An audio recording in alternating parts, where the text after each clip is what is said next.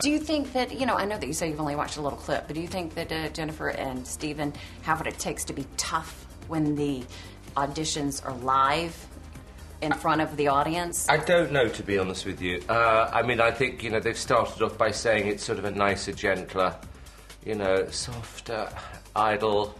So maybe they'll continue to be that way. I don't know. But, you know, they're different kinds of judges, Yeah. you know, to what we were doing. Do you think it takes, you know, the toughness and the critiquing to find that superstar? If that's the sort of person you are, you know, there's a lot of people. I've seen them come onto these shows, you know, after we started, and they always book, you know, what I call the mean one. And then you see these people being gratuitously rude for no reason. I don't think it's a question of being rude. I think it's a question of being honest, very direct. It's not always what people want to hear. And I think you've got to somehow retain a sense of humour when you're doing it. Yeah. Because at the end of the day, you know, it's show business. What are 3 things about you that you think would surprise people the most that we don't know about you? We know you're tough. I like animals.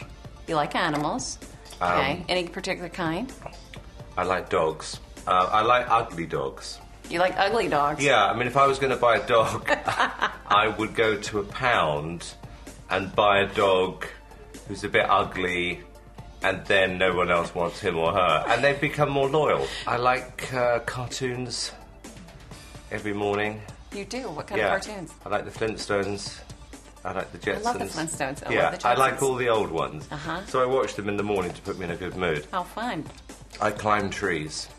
Seriously? Daily.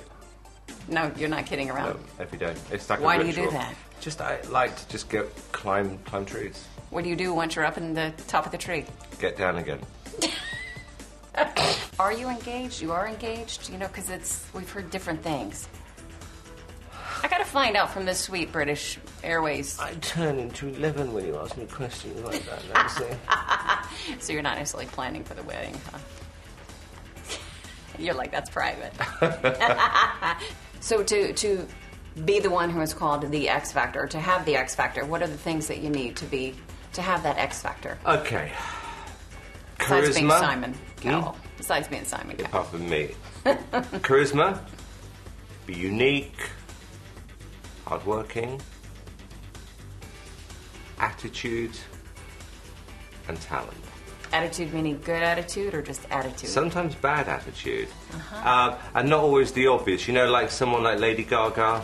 Yeah. You know, if she'd have walked in, you know, in the meat thing into Idol 3 years ago. Yeah. With a lobster on her head, I'm not sure she would have got 3 yeses, but she's got the X Factor. So I think on this show we're going to encourage people just to be a bit more out there.